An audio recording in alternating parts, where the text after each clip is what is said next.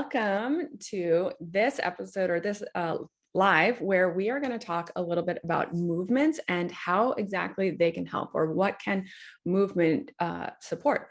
So my name is Veronica Hunter, the hostess of this Facebook group, ADHD What Now, where our mission is to figure out what does help and how you can move forward.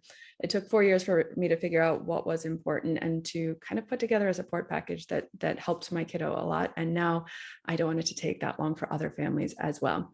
So I'm glad that you're here, and we have with us today Mary. And I was introduced to Mary by a member of our group called Flourish. And this particular person shared with me her results of what she's seen for her child because they have been working with Mary. So one of the things she is, by the way, this member is a special education teacher, and she was surprised that her daughter, over the doing these movements that Mary's been guiding them and doing, has experienced a reduction in anxiety and several other types of symptoms that were just problems in their life. And so she introduced me to Mary. I'm so glad that Mary is here to share some of her expertise with you, because where there are ways to support at a fundamental kind of level that has so many other implications, I love to learn more about those. So Mary's going to tell us a little bit about who she is and what she does, and then we'll get into what exactly can these movements help improve. And it's pretty substantial, because imagine that person in the membership who has now so much less anxiety to deal with on a daily basis. That has a big ramification for families. So welcome, Mary. Thank you, Veronica. Thank you so much for having me. I'm really excited to be here. I'm going to give you a very brief background on me. I grew up as a dancer. I once asked my mother at what age I started dancing, and she told me at conception. So movement's always been a huge part of my life.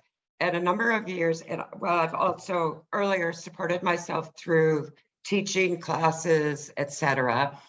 And noticed a number of years ago that a lot of my students in one specific class were having a really hard time remembering anything, following a sequence. And it turned out that these kids all had reading problems. So that really sparked everything for me. And I started digging deep, did a Master of Science in Dance Movement Therapy, did training in Laban movement analysis, because I knew there was something deeper to movement than just dancing. And a number of years later, I found the Institute for Neurophysiological Psychology in Chester, England.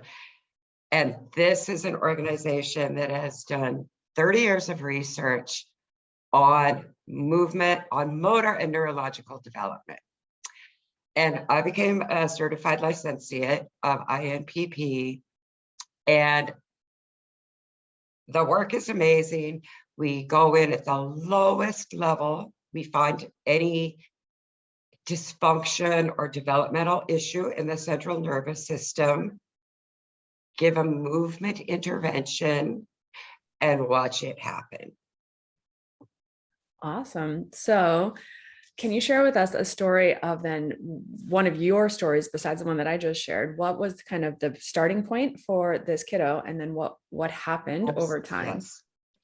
This is really dear to my heart. This young boy, he was 9 years old when his parents brought him in. He had an ADHD diagnosis. He had a number of learning disabilities, that nothing specific on the learning disabilities. They also felt maybe there was some spectrum stuff going on. So I did the neuromotor assessment and found this boy's vestibular system, which is really our balance mechanism that coordinates eyesight, visual, neuromuscular. His vestibular system was really underdeveloped.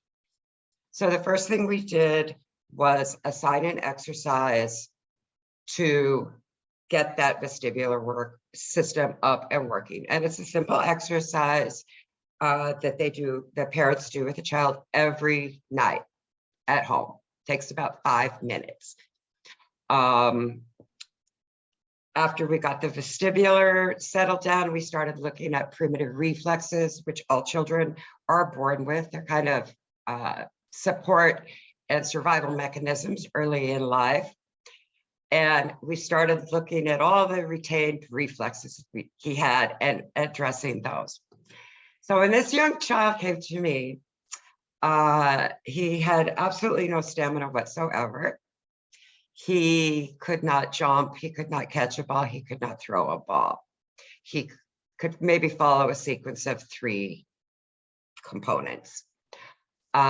Years later, the child is now getting ready to go to college on a scholarship. And he does not need me now, but we still have workout sessions every week. And recently, this boy who could not walk and talk at the same time 9 years ago, sat back on his couch like this and said, "So Mary, how do you think I'm gonna like college?" And that picture of complete relaxation, complete at home in his body, this kid who struggled for years, is going to college on a scholarship, self-confident, great self-esteem.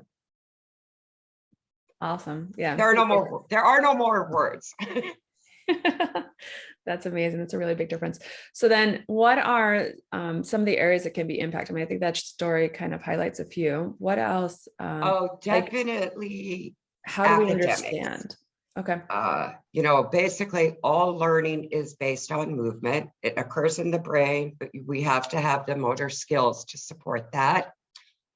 Social, emotional, that whole imbalance, the emotional imbalance, the physical imbalance, it gets evened out. And you really do see tremendous changes because it happens at the root of it doesn't happen we don't address it at the symptom. We address it at what's causing that symptom. We go to the root cause. That makes sense. I mean, I think about, this is the simple way that I think about it, and tell me, you can correct me if I need correction here. If I am just even sitting in my chair and in space and like just uncomfortable in simply that, because my body like perception of the world is just not easy for whatever reason, then that has so many implications for life. It's harder for me to interact with my peers. It's harder for me to stay at the desk and sustain writing activities. It's harder. Things that aren't scary to other people become scary to me because my body just isn't feeling safe and comfortable with doing these things with ease. And so that's how it ends up having kind of a broad spectrum of impact. You're absolutely correct. Okay. Absolutely correct. Think as adults when we're in a situation, and the only way I can really describe it is to say you get that icky feeling. Think of living with that almost all the time. It's really, really difficult. It makes it easy to see how it's so related to anxiety then too, right? Oh my goodness, yes. Yes. There's a constant second guessing. I definitely had some learning problems as a child. And for many years, I still second guess myself at times, believe it or not, but nothing like when I was young. It's like you're not sure where you are in space. You're not sure why you feel the way you feel. You just know you don't feel right. And it really takes a toll on a child's self-esteem. Yeah. So how is what you do and the program that you mentioned the same or different from occupational therapy? It's similar in that we use a lot of the same testing and a lot of the same interventions. But most OTs don't go as low as primitive reflexes.